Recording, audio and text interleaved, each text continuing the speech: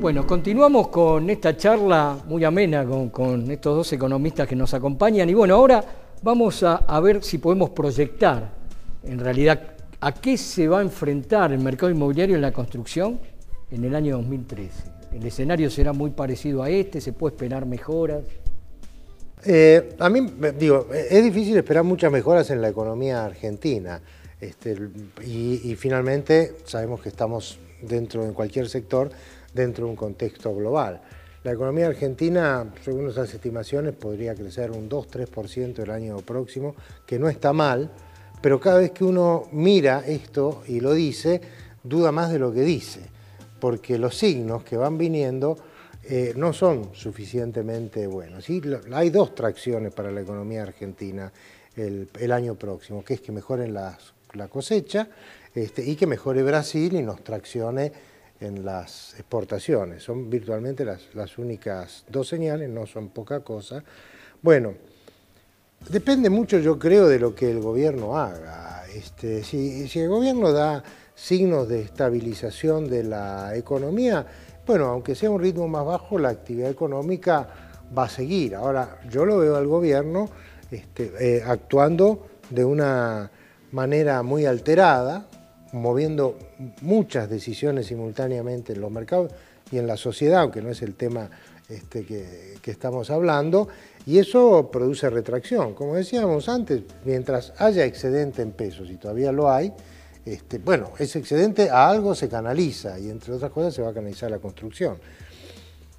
Creo que no debe ser menor el tema de la gente que además encara sus obras y las refacciones y demás, porque es algo de lo que mitigó la caída de este año. Exactamente. Hay que ver las ampliaciones. Sí, y eso vincula a una parte del mercado que, además de los materiales de construcción, son todos estos accesorios, ¿no? Y todas estas industrias conexas, porque yo los veo a ellos con un nivel de actividad bueno y pronosticando un buen año próximo. La Argentina no está frente a un colapso. Está con problemas estructurales importantes, pero no está frente a un colapso. Lo que pasa es que si se mina la confianza, todo lo que son bienes durables, y la construcción es parte de eso, bueno, sufre, ¿no?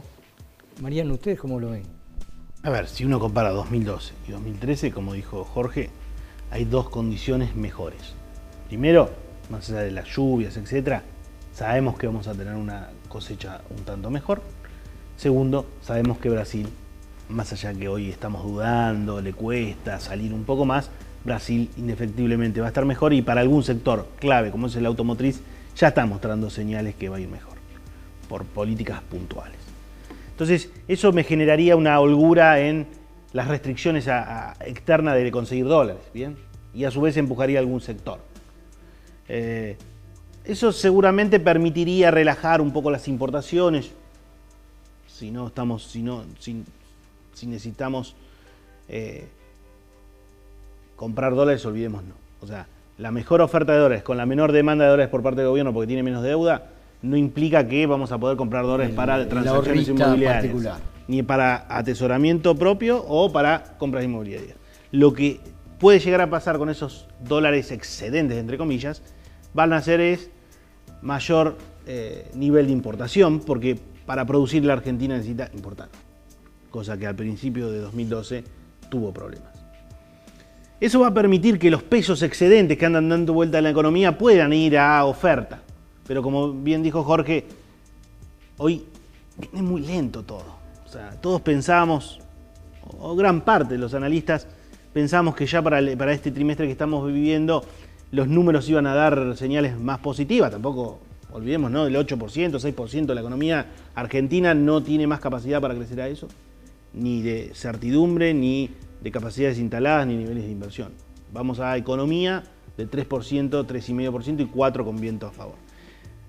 Ante eso, el gran problema para el sector de la construcción o de la inversión en construcción, que al fin y al cabo es una decisión de inversión, es, primero, no hay crédito, segundo, los costos van a seguir subiendo porque es mano de obra intensiva y las paritarias van a ser altas, los costos consecuentemente, dado que son todos nacionales, al fin y al cabo a los costos le va a jugar en contra porque los costos locales crecen más que los costos internacionales, lo cual el ritmo que vienen creciendo los costos de la construcción hace que hoy el bien metro cuadrado el salario empieza a perder poder adquisitivo en términos de metros cuadrados. Bien, entonces, sumado a la imposibilidad de comprar dólares, que quizás en pesos subió porque se usa el dólar blues y el color que le querramos poner, pero no es el oficial, ahí vemos un problema de accesibilidad o de poder adquisitivo que sin crédito hipotecario hace un mercado que va a ser bastante más chico de lo que lo veníamos observando.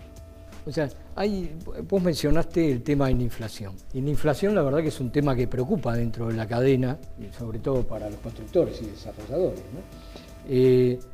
O sea, los niveles de inflación que venimos teniendo estos años, o sea, no hay miras de que esto puedan atenuarse, de alguna manera. Hay maneras, ¿no? Pero, digamos, ¿hay posibilidad de que esto suceda en 2013?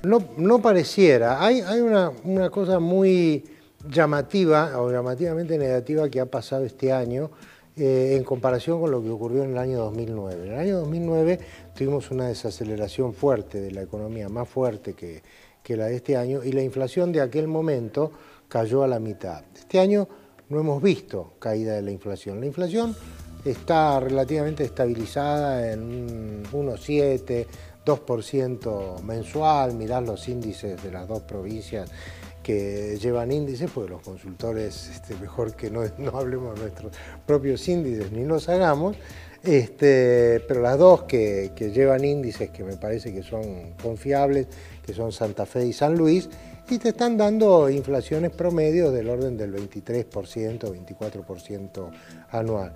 No hay señales de espiralización de la inflación, o sea, de que haya una espiral inflacionaria. Ahora, la economía desacelerándose debería producir desaceleración de la inflación. Lo que pasa es que hay otros factores, como la enorme expansión monetaria del orden del 40%, que alimenta la caldera esa. Y yo agregaría una que no es mucho, a lo mejor de la ortodoxia académica, y es que tenemos en este momento una cierta indexación de la economía. O sea, empieza a haber de nuevo aquellos fenómenos tradicionales de la Argentina, de la inflación se te instala de un modo muy crónico, más allá de los niveles de actividad económica. Así que yo diría para adelante, me parece que no vamos a tener mayor inflación, pero me parece difícil que tengamos menos. Ahora, hay un tema que tiene que ver con el crédito hipotecario. Y el crédito hipotecario, nadie duda de que es una herramienta, digamos, utilizada en todos los países para accesibilidad a la primera vivienda, sobre todo, o al recambio de vivienda, y que motoriza la actividad de construcción. Justamente la inflación tal vez sea, digamos, el motivo principal por el cual no pueden, digamos, otorgarse créditos hipotecarios a tasas que pueda calificar la gente. ¿Hay algún mecanismo o alguna metodología que se pueda aplicar o normativa que se pueda aplicar como para tratar de lograr un mayor crédito hipotecario?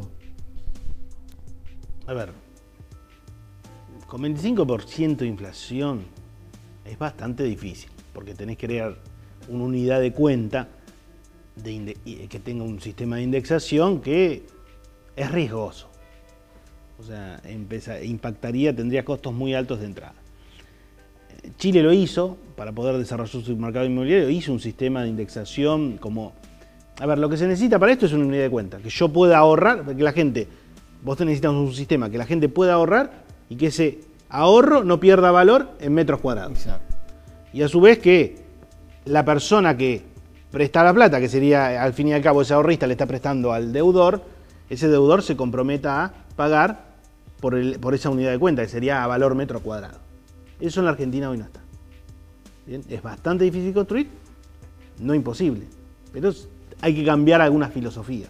¿Y no se podría con este cambio en el mercado de capitales instrumentar o mecanismos, vehículos o algo para alentar? Pero lo que pasa es que lo que atenta contra eso es lo que decía Mariano, es la alta inflación. Sí, por supuesto, en una salida de una crisis, por ejemplo, en la salida de la crisis del 30, no había suficiente crédito hipotecario y no había suficiente estímulo a la construcción, y en Estados Unidos se creó un sistema estatal de hipotecas, para decirlo de manera sencilla, que ahora hace poco ha colapsado, que se llamaba Fannie Mae, que fue muy famoso en los años 30, y funcionó muy bien. Lo que pasa es que no funcionaba con estas tasas de inflación y todas estas otras cosas son complicadas. Ahora, yo siempre digo, si vos te colocás en el escritorio de un banquero que trabaja privadamente, no das crédito hipotecario, porque no tenés un fondeo, no tenés depósitos firmes en el sistema financiero que te permitan presumir que vas a poder sostener ese crédito, que lo tenés que ir descargando a lo largo de los años. Entonces, cuando la gente te está pidiendo crédito para la tarjeta, cuando las empresas te están pidiendo adelantos en cuenta corriente, y como en un momento mencionaba Mariano, los plazos fijos han crecido mucho. ¿Pero qué plazos fijos han crecido? Los plazos fijos básicamente de montos grandes, que son las empresas que tienen excedentes en pesos, que no van a ir al mercado marginal, a las cuevas o como se llamen, porque son empresas organizadas y demás que no actúan al margen de la ley. Bueno, aunque pierdan, ponen en plazo fijo. Pero imagínate, 50% de crecimiento del plazo fijo sería maravilloso si no fuera por estas características. Pero un banquero no se entusiasma con eso y dice ahora lo presto a 30 años. Exacto. Porque a lo mejor la mano cambia y esos depósitos se le caen o se le van a otro lado. En 6 meses eso. En 6 meses. Fíjate, por ejemplo, los depósitos en dólares en el sistema financiero, que por suerte eran pocos, porque el sistema se quedó especificado, y bueno, con esta crisis se cayeron a la mitad, ¿no? Bueno, la verdad les agradezco mucho, hemos tenido un panorama, digamos, bastante, hemos barrido bastantes temas dentro de lo posible de lo que tiene que ver con la economía, lo que vamos a enfrentar, lo que pasamos este año. Y bueno, muchas gracias. No, al contrario.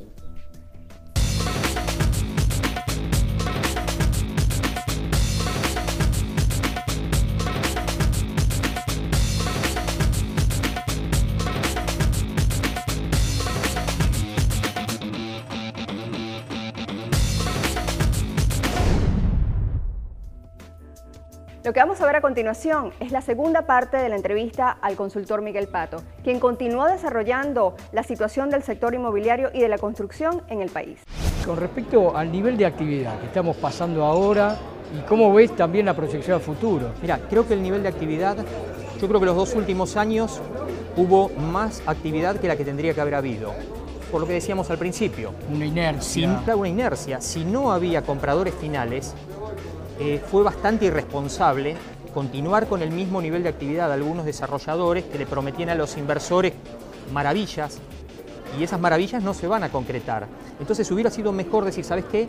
No sé si vamos a poder hacer un buen negocio. Toma tu dinero, esperemos hasta que se me ocurra, hasta que pueda verificar un negocio bueno para hacer. Eso no pasó. En esa necesidad de seguir haciendo, de generando trabajo, se generó un relato, ¿viste? Se acusa al gobierno de hacer un relato, también el sector privado hizo un relato del éxito y de la avidez del inversor, del comprador y todo pum para arriba, al estilo España, y eso generó una cantidad de actividad artificial. Y ahora vamos a la contraria, como en España. España necesitaba 300, 400.000 viviendas por año, llegó a ser 900.000. Bueno, las quiso de más, ahora las hace de menos. Creo que a partir de ahora vamos a transcurrir durante una cantidad de tiempo un hacer de menos porque hay de más.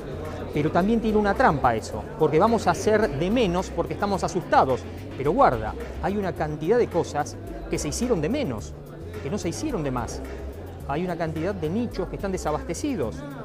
Entonces ahí está la cuestión, que no vaya a ser que todo, ¿viste? Y es lo que está pasando ahora, ¿viste? La gente se asusta y aterrorizada, mal, claro. Entonces nadie se detiene a buscar dónde está. Vos sabés, vos conocés bien el mapa de este conglomerado que creo que es la 8ª o 9ª ciudad más grande del mundo, y la cantidad de lugares donde hay gente que tiene dinero. Tal vez no tiene una marca, el barrio tan paqueta como Recoleta, pero hay mucha gente que quiere invertir ahí porque es de ahí. Y decir, bueno, se le casa al hijo o el hijo tiene la oportunidad con el trabajo, todo, y quiere vivir en el barrio donde se crió. A ver, relocalizando un tipo en el barrio donde se criaron los padres. Es increíble. En algunos lugares no hay proyectos, y donde hay proyectos están con una lógica apuntando a la lógica del inversor, ¿viste? No a la gente de carne y hueso. Entonces creo que el nivel de actividad está sufriendo el efecto también combinado del gobierno que no sabe dirigir, que no sabe inducirlo, y los privados que no lo piensan. Y además la asignatura pendiente, no tenemos política de vivienda. Y para hacer vivienda, mucha vivienda, los empresarios necesitan tener una pauta que es la política de vivienda. Y hace muchísimos años que acá eso no pasa. En este bloque, con Germán Gómez Picasso, vamos a repasar los últimos datos que actualizamos de reporte inmobiliario. ¿Qué tal, Germán? Buenas noches. Buenas noches, José. Bueno, la semana pasada, los nuevos datos que tenemos, el Colegio de Escribanos de la Ciudad de Buenos Aires informó de la cantidad de escrituras de compraventa del mes de octubre. Si comparamos octubre de 2012 con octubre del año anterior, la caída fue del 36%. Fue una caída aún menor de la que se había dado en septiembre. Recordemos que en septiembre la caída había sido del 47%. De todas formas, cuando vemos lo que pasó en los primeros meses del año, el acumulado, lo que nos está dando el número es que la caída es aún mayor que la del 2009. Entonces, más allá de que el Colegio Escribano lleva estadísticas de compraventas del año 98, 2012 terminaría siendo el peor año desde que se llevan estas estadísticas. También nosotros sabemos que las estadísticas que llevaba el registro de la propiedad inmueble, desde el año 1980, el 2009 había sido también el peor año, por lo que se podría inferir que 2012 estaría siendo el peor año desde el año 1980. Y ahora se podría ir revirtiendo esta caída, o siendo menor la caída, porque los operadores inmobiliarios dicen que en el último mes y medio, algo se recuperó, que empezó el interés, como que la gente empezó a asimilar esta nueva situación de mercado, con pesos, con que los valores no han caído tanto. Sí, yo no creo que en las estadísticas, o sea, creo que de todas formas se va a terminar el año a nivel estadístico como el peor, porque en general septiembre, octubre, noviembre y diciembre son meses en los que se cierran muchas operaciones. Todo el mundo quiere escriturar antes de diciembre, y si vemos lo que pasó en los noviembre y diciembre de años anteriores, el nivel de escrituraciones estuvo muy alto, entonces va a ser muy difícil llegar a esos niveles. Entonces, este año no, pero bueno, es verdad lo que están diciendo muchos operadores, que hay mayor nivel, por lo menos de consultas, ¿no? Ojalá que esto se dé a principios del 2013. Y con respecto a valores, ¿qué relevamiento fue el último que actualizamos? Sí, lo que hicimos semana pasada, actualizamos un relevamiento de la zona de Belgrano, la zona de Belgrano que está comprendida por la calle Cabildo, La Zabal, Congreso y Conesa. Es la zona que se inundó, claro, la semana pasada. Coincide justamente con la zona, uno de los puntos de mayor gravedad con el tema de las inundaciones. En esa área hay 28 edificios en construcción y el valor metro cuadrado hoy para departamentos a estrenar es de $2.641. Vos fijate qué dato llamativo, prácticamente los precios en dólares no se incrementaron con respecto al año pasado. O sea, al mismo nivel. Sí, $2.641 dólares. Dólares nominales. Dólares nominales. Pero ten en cuenta que es un valor para Belgrano, algo debe tener que tener el tema de las inundaciones, porque si vos ves lo que pasa, por ejemplo, Palermo Nuevo, el valor metro cuadrado de un departamento a estrenar, $3.800 en promedio. Y Caballito, $2.600. El mismo valor. Claro, por ser una zona del norte, algo está pasando ahí con el tema de los precios. Después, otro de los temas que hicimos también la semana pasada, actualizamos, viste que nosotros hacemos un relevamiento de todo lo que es precios de alquileres en el interior del país. Hay 24 localidades del interior que las relevamos cada 3 meses y verificamos qué pasa con los precios de los departamentos de 2 y 3 ambientes. ¿Y si suben o no? Exacto, bueno, los últimos 12 meses los 2 ambientes se incrementaron un 16% en pesos. Y los 3 ambientes un 12% en pesos. Fíjate que son tasas de incremento inferiores a las que se venían dando ya en años anteriores. Ahora, eso es el promedio general de las 24 localidades. Sí, sí, sí. O sea, hay localidades en las cuales han subido más. Sí, sí. Las localidades con precios más altos del interior en general están hacia el sur. Tenés Comodoro Rivadavia, Bariloche, Río Gallegos, Mar del Plata, Neuquén y Trelew. Esas son las localidades que tienen los precios más altos. Y por ejemplo, un valor 3 ambientes en Comodoro Rivadavia puede llegar hasta unos 3.200 pesos aproximadamente. O más. Sí, más. Sí, está dentro del rango. El promedio es un poquito más bajo, 3.200 son los precios más altos, siempre hablando de departamentos estándar y usados, ¿no? En el casco urbano, estándar y usados. Y en Bariloche, un 3 ambientes, estás en el orden de hasta los 2.800 pesos. ¿Y Capital Federal en qué ranking está? O sea, Capital Federal es de los más caros sí. En general, si vos analizás tanto valores de venta como valores de alquiler, casi siempre Capital Federal, Ciudad de Buenos Aires, está en valores más elevados. Pero en este caso apareció como segundo, después de Comodoro Rivadavia, ¿no? En cuanto a alquileres. En este caso aparecía en 3 ambientes como segundo, sí. Y justamente hubo mucha repercusión en la prensa, en el sur, salieron muchos informes que hacían referencia a los precios que nosotros habíamos publicado con respecto a los alquileres la semana pasada. Después otro de los índices que actualizamos la semana pasada es lo que está relacionado a costos de remodelación. Eso es ¿Qué es lo que se debatía lo que estuvimos hablando, que tal vez las remodelaciones y ampliaciones en realidad hicieron que la caída en la cantidad de digamos, movimiento de construcción no haya sido mayor, ¿no? Sí, y fíjate que se nota también en la presión que hay en los precios, porque por ejemplo, remodelar una cocina, se podría decir estándar mínima de 6 metros cuadrados, de un departamento tiene un costo hoy de 48.700 pesos. Ahora, cuando hablas de remodelar, eso sería remodelar completo. Pelarla absolutamente, pelar cañerías, cerámica, todo. Una remodelación profunda. Integral. 48.704 pesos. Y el incremento con respecto a hace 12 meses es del 30% en pesos. Un baño, también un baño mínimo de casi 4 metros cuadrados. El típico de un departamento. Típico baño de un departamento, 42.300 pesos remodelarlo. Y el incremento ahí fue un poquito más abajo, 20,7% con respecto al año anterior. Eso incluye todo, materiales, mano de obra, materiales, mano de obra, listo para usar. O sea, eso es importante tener en cuenta estos costos a la hora de comprar un departamento, por ejemplo, un departamento usado en el cual se ve que la cocina no está en buenas condiciones o el baño también, y tener una idea de cuánto va a haber que invertir para dejarlo bien, ¿no? Seguro. Por eso hay que tener en cuenta que hoy los costos, remodelar un departamento estándar, mediano, tenés que hablar arriba de los 100.000 pesos. Integral, cuando hay que hacer baño, una cocina, refacción. Pintura, plastificado, tenés que estar arriba de los 100.000 pesos. Después, bueno, también lo que tuvimos la semana pasada, recibimos varias consultas de usuarios. Nos estuvieron consultando, una de las consultas que más se repitió entre los usuarios en Facebook, en Twitter y por mail fue ¿qué va a pasar con los precios? ¿Qué pasa con los precios inmobiliarios? Bueno, en realidad con los precios inmobiliarios, cuando uno hace los relevamientos que nosotros hacemos habitualmente, no reflejan una caída profunda en los valores. Hemos registrado algunas caídas de departamentos a estrenar del orden del 6-7%, siempre hablando de dólares nominales y precios de cotización. Claro. O sea, los precios que no de cierre, que después de negociaciones, sino los precios cuando uno consulta, ¿no? Un llamado de teléfono o un mail. Esos valores no reflejan una caída profunda. Los operadores inmobiliarios, encuestas que hemos hecho y demás, digamos, admiten que la caída de precios, los precios que ya bajaron, ¿sí? Que los valores están un 15%, alrededor de un 15% por debajo, en términos generales, no, digamos, eso no ocurre siempre, pero en términos generales que el año pasado, sí que, digamos, no hay interés por parte de la oferta, por los propietarios, en bajar mucho más digamos, los valores de las propiedades. Entonces, justamente hablan de que esta reactivación también que ellos observan en el último mes y medio, se debe precisamente a que también la demanda empieza a asimilar que no se pueden llegar a esperar caídas muy profundas de valores, o mucho más de ese 15%. Si bien las contraofertas siempre son muy superiores, o sea, el valor de cotización, las contraofertas, digamos, arrancan por debajo de ese 15%, pero en general se cierran en ese orden, en ese 15% con respecto al año anterior. Sí, se están viendo contraofertas bastante agresivas, pero que muchas veces no son respondidas.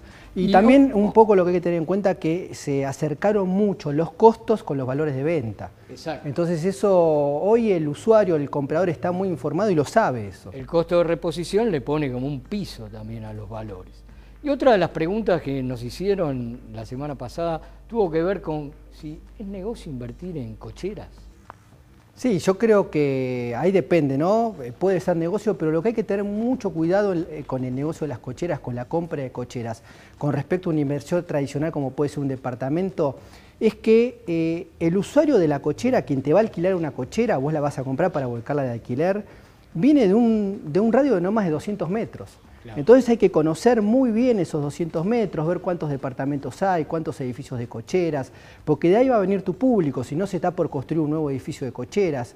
Ese tema y otro tema muy importante es conocer muy bien el edificio de cocheras, si no tiene restricciones con respecto a que se le pueden alquilar solo a copropietarios de adentro del edificio, si sí se le puede alquilar a usuarios de afuera. Yo creo que es negocio y que va a haber muchísima demanda a futuro de unidades de cocheras. Lo que pasa es que hay que tener muy cuidado con eso, hay que conocer muy bien la micro, los 200, 300 metros que están alrededor. La gran diferencia con un departamento, vos comprás un departamento como inversión y tu inquilino puede venir desde el interior de la Argentina, o sea, esa es la gran diferencia. Claro, o sea, la demanda es mucho más restringida en la zona. Exacto. Pero igualmente hay un tema estructural, porque la verdad que cada vez se venden más autos y cada vez hay menos cocheras también, ¿no? Sí, sí, yo creo que la tendencia es a que los precios de las cocheras sigan subiendo, pero también hay que tener en cuenta que los precios de venta de las cocheras aumentaron mucho los últimos 2-3 años. Claro, o sea, entonces la rentabilidad se mantiene. Hoy una cochera medianamente bien ubicada, usada, tenés que hablar del orden de los $25.000. Cuando todos sabemos que en 2003, 2004 esa misma cochera se pagaba $7.000. Bueno, vamos a seguir hablando de estos temas y de todos aquellos temas o inquietudes que nos envíen a info@reporteinmobiliario.com como para que los tratemos aquí en este espacio. Nos vemos la semana que viene. Nos vemos.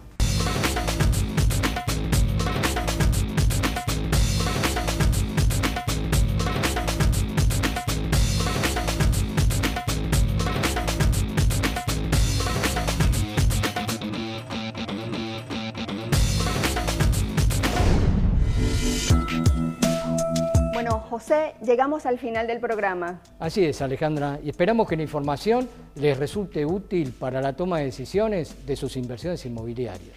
Nos vemos el próximo lunes a la medianoche por A24.